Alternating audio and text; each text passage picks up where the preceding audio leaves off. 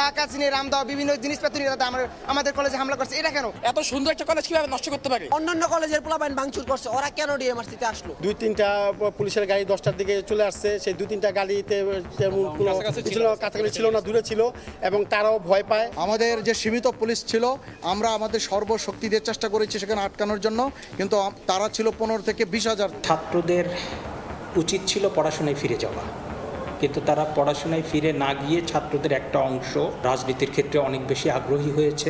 ছাত্রদের অন্যায্য দাবির কাছে নতি স্বীকার করা ঠিক হয়। ইসকন নেতা চিন্ময় দাস গ্রেফতারের প্রতিবাদ, একদিনে এত ঘটনার ইন্ধন খতিয়ে দেখছে সরকার।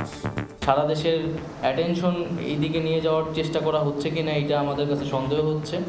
আমরা এটার ইনভেস্টিগেট করছি যে এটার পিছনে আসলে ইন্ধনে কারা জড়িত, দেশে বা দেশের বাইরে। দেখছিলেন প্রধান শিরোনাম। রাত 11টার সময় সঙ্গে আছি আমি তোহা খান তামিম। এবার অন্যান্য শীর্ষ সংবাদ। ভিন্নমত দমন ও দলাদলির পরিণতি দেখেছেন দেশবাসী, বললেন তারেক রহমান। সাগর রনি সহ সাংবাদিক হত্যার বিচারে রাষ্ট্রের উদাসীনতার সমালোচনা। বাংলাদেশের সাংবিধানিক নাম পরিবর্তন চায় ইসলামী আন্দোলন ও গণ অধিকার পরিষদ। সরাসরি ভোটে রাষ্ট্রপতি ও 2বারের বেশি প্রধানমন্ত্রী না থাকার প্রস্তাব। কোথাও ধানক্ষেত, কোথাও ইন্টারনেটবিহীন গহীন গ্রামে হাইটেক পার্ক। আওয়ামী লীগের এমপিদের ইচ্ছা পূরণ প্রকল্প এখন গলার কাঁটা, বাদ পড়ল 9 জেলায়। সুপার সানডের পাল্টা কর্মসূচি মেগা মানডে ঘোষণা দিয়ে 3 কলেজের শিক্ষার্থীদের সংঘর্ষে রণক্ষেত্রে পরিণত হয় রাজধানীর ডেমরা। কবি নজরুল ও সোহরাওয়ার্দীর শিক্ষার্থীরা মিলে হামলা করে ডক্টর মাহবুবুর রহমান মোল্লা কলেজে। ব্যাপক ভাঙচুরের পর চলে লুটপাটও। আহত হন অন্তত 25 জন। এ ঘটনায় 8,000 শিক্ষার্থীর বিরুদ্ধে মামলা করেছে পুলিশ। এখানে কিছু উৎসুক জনতা আগে থেকেই রেডি ছিল যে ওরা ভাঙচুর করবে, আমরা নিয়ে যাবো। জিতার ট্রফি ওরা নিয়ে গেছে, ওরা চুরি করছে। এক কথা বলতে গেলে আমাদের টিচারের গাড়ি ভেঙে ফেলছে, আমাদের ভোটের সার্টিফিকেট, আমাদের মার্কশিট সবটা নষ্ট করছে। এই কারণে আজকে আমরা তাদের কলেজে আসছি। আড়াইটার দিকে ক্যাম্পাসটির ভেতরে ঢুকে দেখা যায় সবই প্রায় ব্যবহার অনুপযোগী। মূল্যবান জিনিসপত্র চুরির পর আগুন দেওয়া হয়েছে বইয়েও। অফিস রুম একদম ধ্বংস করে দিয়ে গেছে। আমাদের টিচারদের যত যাবতীয় জিনিসপত্র আছে সব শেষ। কিছু লোক নিজেরা ঢুকে এই উপরে ওইটাই ভাঙচুর গিলি করছে। টেবিল যা আছে, লিপ যা আছে সব ভেঙে গেছে। 3টায় কলেজটিতে প্রবেশ করতে যায় পুলিশ, তবে ঘটনার সময় তাদের অনুপস্থিতির কারণে শিক্ষার্থী পুলিশে শুরু হয় বাকবিতণ্ডা। পুলিশের কাছ থেকে, আমার র্যাবের কাছ থেকে আমরা সঠিক জবাব চাই। ওরা কেন এত দেরি করলো? পুলিশ ওনাকে ভয়ের মতো দিয়ে পালাছিল, ওনাকে একবার পদক্ষেপ নেয় নাই, ওদের সাথে কথা বলে বোঝানোর চেষ্টা করে নাই যে তুমি চলে যাও। ওদের কাছে অস্ত্র ছিল, সেই অস্ত্রগুলো দিয়ে আমাদেরকে মারছে। পরে সেনাবাহিনীর সহায়তায় কলেজে প্রবেশ করে পুলিশ। বেলা 3:30টায় সংবাদ সম্মেলনে ডাক্তার মাহবুবুর রহমান মোল্লা কলেজের অধ্যক্ষ জানান, সঠিক সময়ে সঠিক পদক্ষেপ নেয়নি পুলিশ। সকালে বারংবার ফোন দিছি, কিন্তু 2-3টা পুলিশের গাড়ি 10টার দিকে চলে আসছে। আর্মি বা র্যাব বা আরো ওই ধরনের কোনো ছিল না এখানে। যদি তাৎক্ষণিক তখন থাকতো তাহলে হয়তো অনেকটা রোধ করা যেত।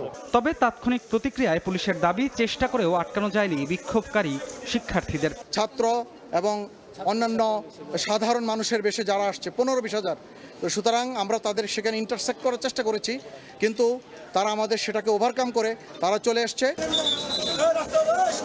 বিকেল 4:30টার দিকে যৌথ বাহিনীর প্রচেষ্টায় সরিয়ে দেওয়া হয় বিক্ষুব্ধ শিক্ষার্থীদের। স্বাভাবিক করা হয় ঢাকা সিলেট এক্সপ্রেসওয়েতে যান চলাচল।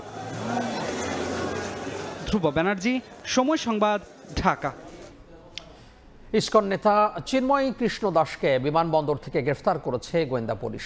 খবর পেয়ে ডিবি কার্যালয় ও শাহবাগে জড়ো হয়ে প্রতিবাদ করছেন তার অনুসারীরা। এদিকে ঋণ দেওয়ার কথা বলে ঢাকায় সমাবেশের ডাক দেয়া অহিংস গণঅভ্যুত্থান বাংলাদেশের আহ্বায়ক মোস্তফা আমিন ও অন্যতম সংগঠক মাহবুবুল আলমকে আটক করা হয়েছে। ঢাকা থেকে চট্টগ্রামে যাওয়ার সময় সোমবার বিকেলে শাহজালাল আন্তর্জাতিক বিমানবন্দর থেকে বাংলাদেশ সম্মিলিত সনাতনী জাগরণ জোটের মুখপাত্র ও পুণ্ডরিক ধামের অধ্যক্ষ ইসকন নেতা চিন্ময় কৃষ্ণ দাসকে গ্রেফতার করেছে ঢাকা মহানগর পুলিশের গোয়েন্দা বিভাগ। আমরা শুধু জানতে চাই ওনার অবস্থানটা কি এবং ওনাকে গ্রেফতার করা হয়েছে কিনা। একটা মাইক্রো নিয়ে আসলো এবং সেই মাইক্রোতে করে ওনাকে তুলে নেওয়া হলো। 8 দফা দাবিকে এভাবে করে প্রশ্নবিদ্ধ করা যাবে না। পরে শাহবাগ মোড়েও প্রতিবাদ করেন তারা। ঢাকা ও চট্টগ্রামের বিভিন্ন থানায় চিন্ময় দাসের বিরুদ্ধে মামলা রয়েছে। এদিকে বিদেশে পাচার হওয়া অর্থ দেশে ফিরিয়ে জনপ্রতি 1 লাখ টাকা ঋণ দেওয়ার প্রলোভনে দেশের বিভিন্ন এলাকা থেকে মানুষকে ঢাকায় জড়ো করার চেষ্টা করা হয়। পরে জড়ো হওয়া মানুষ এবং তাদের যানবাহনগুলোকে ফেরত পাঠিয়ে দেয় শিক্ষার্থী ও পুলিশ। সমাবেশের চেষ্টার আয়োজক অহিংস গণঅভ্যুত্থান বাংলাদেশ। সোমবার বিকেলে সংগঠনটির আহ্বায়ক মোস্তফা আমিনকে আটক করে পুলিশ। আল আমিন তুষার, সময় সংবাদ, ঢাকা। কলেজ শিক্ষার্থীদের সংঘর্ষ থামাতে পুলিশের দুর্বলতা ছিল উল্লেখ করে সরকারের উপদেষ্টারা বলছেন, ভাঙচুরের সঙ্গে জড়িত সবার বিরুদ্ধে ব্যবস্থা নেওয়া হবে। সন্ধ্যায় উপদেষ্টা নাহিদ ইসলাম এবং আসিফ মাহমুদ এক ব্রিফিংয়ে বলেন, কোনো গণমাধ্যমে আক্রমণ বরদাস্ত করবে না সরকার। উপদেষ্টাদের দাবি, একদিনে এত ঘটনার পেছনে কারো ইন্ধন থাকতে পারে। দিনভর সংঘর্ষ শেষে সন্ধ্যায় উপদেষ্টা আসিফ মাহমুদ ও নাহিদ ইসলাম সংবাদ সম্মেলনে হাজির হলে প্রশ্ন করা হয় আইন শৃঙ্খলা বাহিনীর ভূমিকা নিয়ে। তারা স্বীকার করেন, যথাযথ ব্যবস্থা নিতে পুলিশের দুর্বলতা ছিল, তবে ভাঙচুরের সঙ্গে জড়িতদের বিরুদ্ধে আইনানুগ ব্যবস্থা নেওয়া হবে। এই ধরনের ঘটনা যারা ঘটালো, ভাঙচুর এবং মারধর, তাদের বিরুদ্ধে আইনগতভাবে ব্যবস্থা নেওয়া হবে এবং সামনের দিকে এ ধরনের কোনো কার্যক্রমকে আর কোনোভাবেই টলারেট করা হবে না। সারা দেশের অ্যাটেনশন এই দিকে নিয়ে যাওয়ার চেষ্টা করা হচ্ছে কি না এটা আমাদের কাছে সন্দেহ হচ্ছে। আমরা এটার ইনভেস্টিগেট করছি যে এটার পিছনে আসলে ইন্ধনে কারা জড়িত, দেশে বা দেশের বাইরে। পুলিশকে আমরা শিক্ষার্থীদের মুখোমুখি অবস্থানে কিন্তু যদি হতো তাহলে সেটা আরও বেশি খারাপ দিকে যেতে পারতো। এই কারণে হয়তো পুলিশ বাধা দেওয়ার চেষ্টা করেছে প্রাথমিকভাবে, কিন্তু শিক্ষার্থীদের সাথে তারা সংঘর্ষে জড়ায়নি। এদিকে বরিশাল ও রাজশাহীতে ভাঙচুর করা হয়েছে প্রথম আলোর কার্যালয়। জড়িতদের বিরুদ্ধে ব্যবস্থা নেওয়ার পাশাপাশি সামনের দিনে এমন ঘটনা বরদাস্ত করা হবে না বলেও জানান উপদেষ্টা নাহিদ। পরবর্তীতে ঘটলে এটা টলারেট করা হবে না। ভাঙচুরের ঘটনায় যারা জড়িত তাদের বিরুদ্ধে অবশ্যই আইনগত ব্যবস্থা নেওয়া হবে এবং আমাদের আহ্বান থাকবে, মানুষ যদি ক্ষুব্ধতা থাকে সেটা শান্তিপূর্ণভাবে যাতে প্রকাশ করে। বিকেলে ইসকন নেতা চিন্ময় কৃষ্ণ দাসকে গ্রেফতারের বিষয়েও জানান প্রধান উপদেষ্টার প্রেস সচিব। উনি আটক হয়েছেন এবং ওনার নামে কোতোয়ালি থানায় একটা মামলা আছে। তাজওয়ার মাহমিদ, সময় সংবাদ, ঢাকা।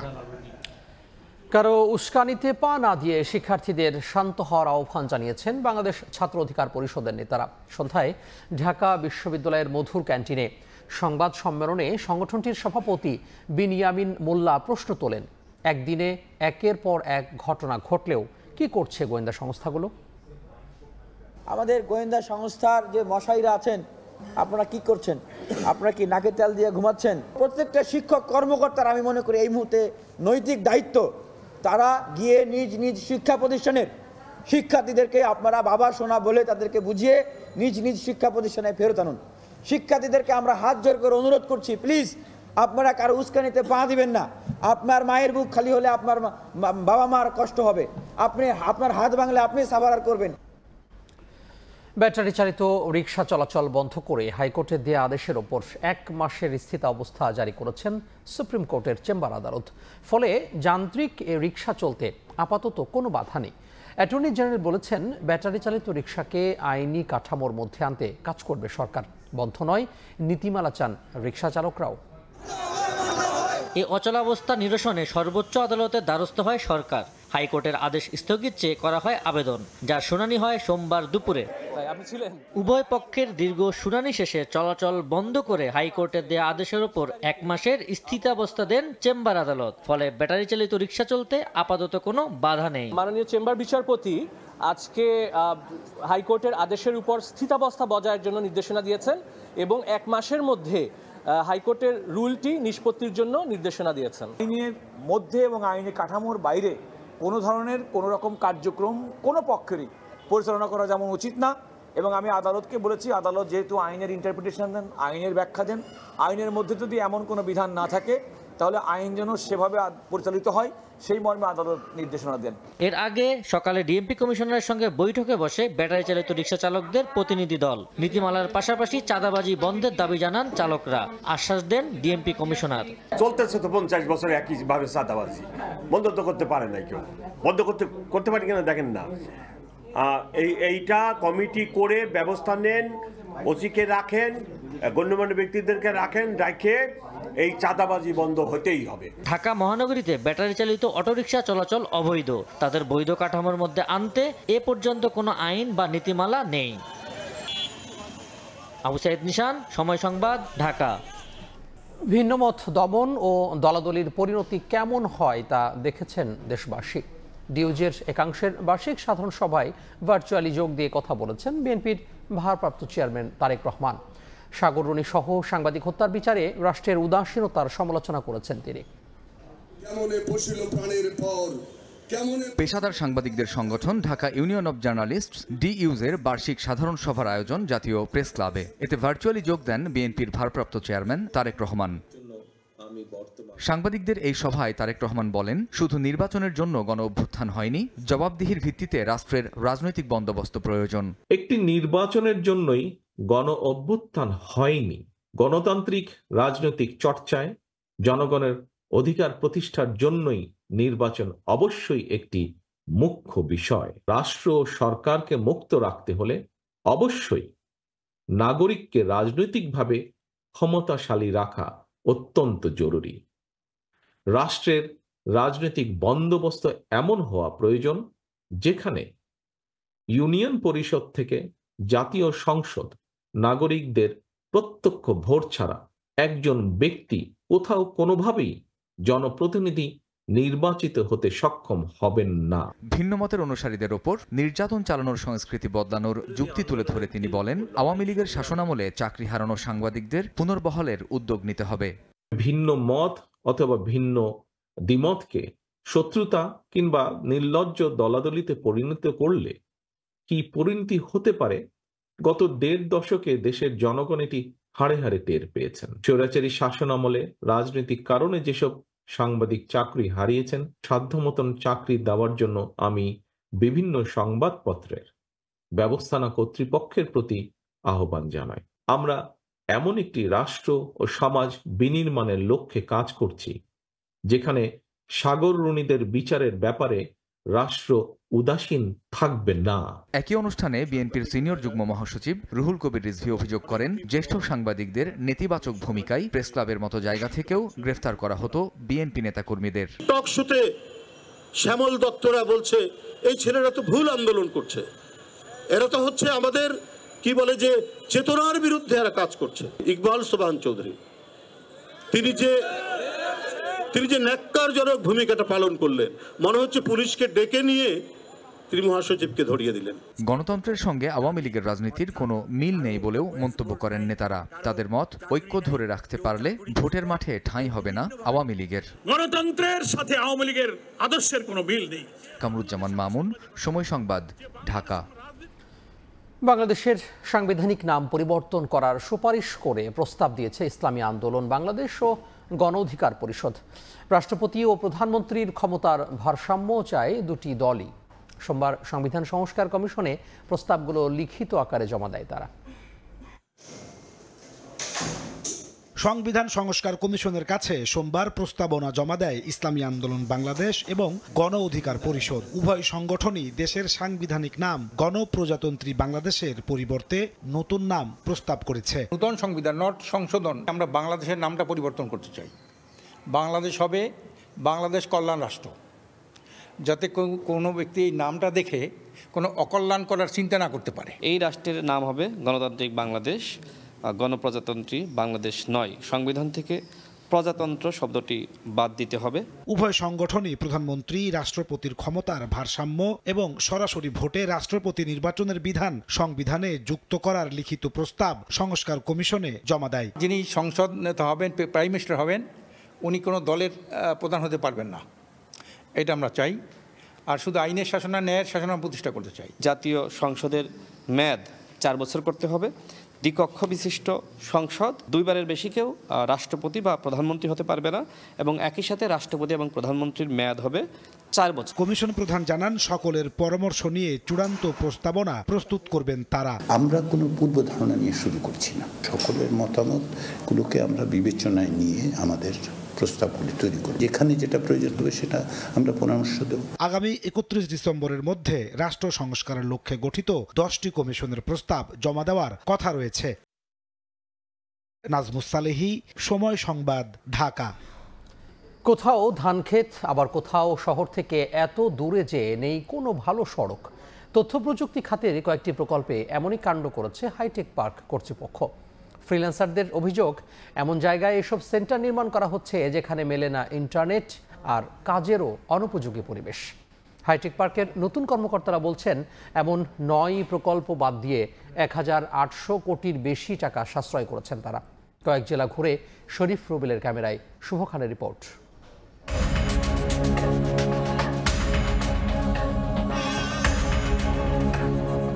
তথ্য প্রযুক্তি খাতে দক্ষ জনবল ও উদ্যোক্তা তৈরির লক্ষ্যে সিরাজগঞ্জ শহর থেকে 23 কিলোমিটার উত্তর পশ্চিমে কাজীপুরের সিংড়াবাড়িতে অজপাড়াগাঁয়ে নির্মিত হচ্ছে IT training and incubation centre.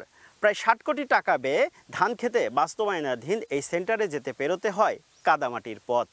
Hi tech park কর্তৃপক্ষের দাবি, শুরুতে এই সেন্টারটি সিরাজগঞ্জ শহরের আশপাশে নির্মাণের সিদ্ধান্ত হলেও তৎকালীন সংসদ সদস্য তানভীর শাকিল জয়ের চাপে এই অজপাড়াগাঁয়ে প্রকল্প স্থানান্তরে বাধ্য হয় সরকার। 2022 সালের এপ্রিলে ভিত্তিপ্রস্তর স্থাপন করা আইটি ট্রেনিং সেন্টার নির্মাণের এই কাজ শেষ করতে হবে আগামী জুনে, অথচ হয়েছে মাত্র 30%। ভাঙাচোরা রাস্তায় নির্মাণ সামগ্রী নিয়ে সেন্টার পর্যন্ত পৌঁছায় না বড় যানবাহন, ঘটেছে দুর্ঘটনাও। আমাদের পাথরের গাড়িতে 26 টন 27 টন মাল ওয়েট হয়, এটাই আমাদের এই রাস্তার লোড নিতে পারছে না। তো যখন হেভি গাড়িগুলো আসবে তখন তো আরো বেশি প্রবলেম হবে। শুধু সিরাজগঞ্জ নয়, সাবেক এমপি নাইমুর রহমানের ইচ্ছে পূরণে মানিকগঞ্জ সদর থেকে 22 কিলোমিটার দূরে IT training and incubation centre নির্মিত হচ্ছে ঘিওরে। আমরা এখন পর্যন্ত 28 থেকে 30% মতো কাজ শেষ করতে পারছি। এখানেই শেষ নয়, ভারতীয় ঋণে 12 জেলায় হাইটেক পার্ক স্থাপন প্রকল্পেও রয়েছে এমপি মন্ত্রীদের অনৈতিক দাবি দেওয়া। নাটোরের সিংড়ায় আইটি ট্রেনিং সেন্টারের সঙ্গে হাইটেক পার্ক নির্মাণ প্রকল্প যুক্ত করেন সাবেক প্রতিমন্ত্রী জুনায়েদ আহমেদ পলক। একই কাজ করা হয়েছে কুমিল্লা, চট্টগ্রাম, সিলেট ও বরিশালে। 2017 সালে নেয়া প্রকল্পের মেয়াদ 2 দফা বাড়লেও অগ্রগতি মাত্র 36%। পঞ্চগড় সদরে না, সেই দেবীগঞ্জ এক মন্ত্রীর এলাকায় নিয়ে যাওয়া হয়েছে, সেগুলোতে কোনো বিজনেস কেস নাই। এমপিদের ইচ্ছে পূরণের এসব প্রকল্প এখন গলার কাঁটা হাইটেক পার্ক কর্তৃপক্ষের। এ অবস্থায় গোপালগঞ্জ, ফেনী সহ 5 জেলায় আইটি ট্রেনিং সেন্টার নির্মাণের সিদ্ধান্ত থেকে সরে এসেছে সরকার। স্কোপ কাট ডাউন করা প্লাস সাইট একবারে বাদ দেওয়া, এগুলো মিলিয়ে প্রায় আমাদের আনুমানিক 1878 কোটি টাকা আমরা সাশ্রয় করতে সক্ষম হয়েছিল। ওই 12 জেলার 6টি হাইটেক পার্কে সিনেপ্লেক্স নির্মাণের কথা থাকলেও 5টি থেকেই তা বাদ দেওয়া হয়েছে। শুভ খান, সময় সংবাদ, ঢাকা। দুর্নীতিবাজদের হাত থেকে পরবর্তী প্রজন্মকে বাঁচাতে এখনই দুর্নীতি বন্ধ করার আহ্বান জানিয়েছেন সাবেক প্রধান নির্বাচন কমিশনার ও সুপ্রিম কোর্টের সাবেক বিচারপতি মোহাম্মদ আব্দুর রউফ। সোমবার বিকেলে বাংলা একাডেমিতে দুর্নীতি বিরোধী জাতীয় সমন্বয় কমিটির প্রথম জাতীয় সম্মেলনের সভাপতির বক্তব্যে এই আহ্বান জানান তিনি। বলেন, দেশে দুর্নীতিকে জাতীয়করণ করে ফেলা হয়েছে। এছাড়া অনুষ্ঠানে অংশ নিয়ে বাংলা একাডেমির সভাপতি অধ্যাপক আবুল কাশেম ফজলুল হক বলেন, দুর্নীতির কারণে দেশ এখনো জনগণের রাষ্ট্র হিসেবে গঠিত হতে পারেনি। রাজনৈতিক দল ছাড়া কোনো সরকার, কোনো রাষ্ট্র ব্যবস্থা চলতে পারে না। রাজনৈতিক দল অবশ্যই লাগবে, এবং রাজনৈতিক দল যদি উন্নত চরিত্রের হয়, দলের ভেতরে যদি তারা যে আদর্শের কথা বলেন, গণতন্ত্র, তার অনুশীলন থাকে, তাহলে এটা ভালো হতে পারে। দুর্নীতি দমন করতে হলে পরে বলতে হবে যে হাতে নাতে দুর্নীতি ধরায় দিতে পারবে, ঘোষ ধরায় দিতে পারবে, ঘোষের টাকার 50% তাকে দিয়ে দেওয়া। যারা প্রত্যক্ষ পরোক্ষভাবে দুর্নীতির সঙ্গে জড়িত হয়ে পড়েছেন, তাদের পক্ষে কাছে অনুরোধ রাখবো যে এটা অপটিমামে চলে এসছে। আপনার নাতিটার জন্যে, আপনার পরবর্তী প্রজন্মের জন্যে দেশটাকে বাঁচাবার চেষ্টা করুন। এবার বাণিজ্যের খবর।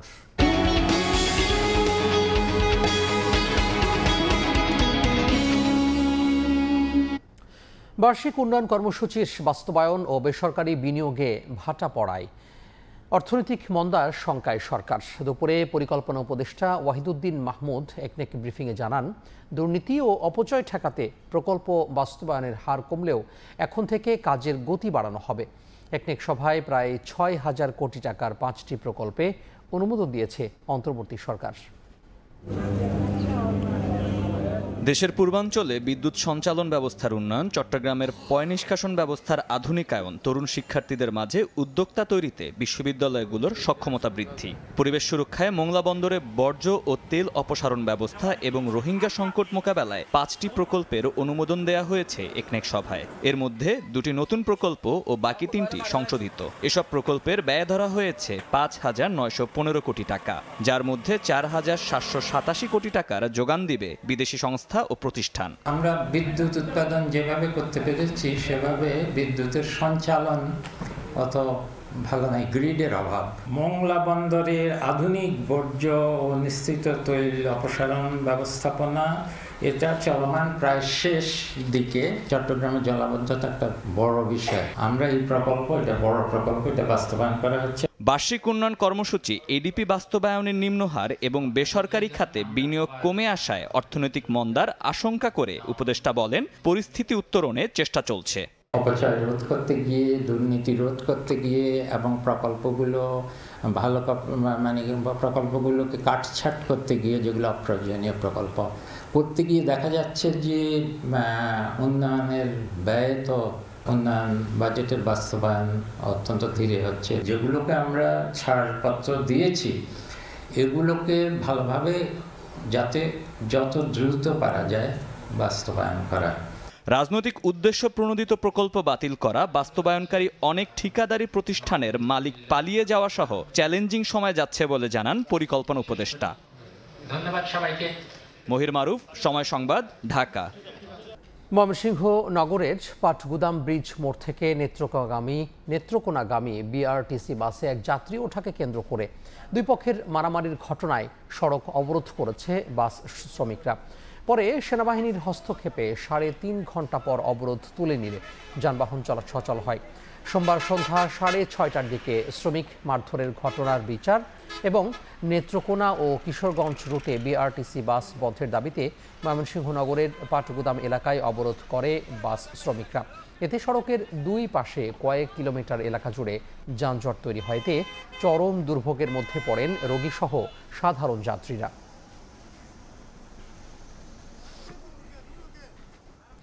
বিষ প্রয়োগে প্রাণী হত্যা বন্ধে আইনের কঠোর প্রয়োগের দাবি জানিয়েছে ঢাকা বিশ্ববিদ্যালয় অ্যানিম্যাল ওয়েলফেয়ার টিম।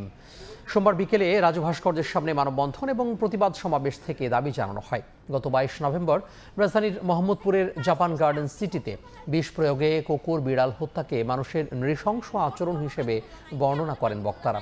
এ ঘটনায় জড়িতদের শাস্তি নিশ্চিতের দাবি করেন তারা।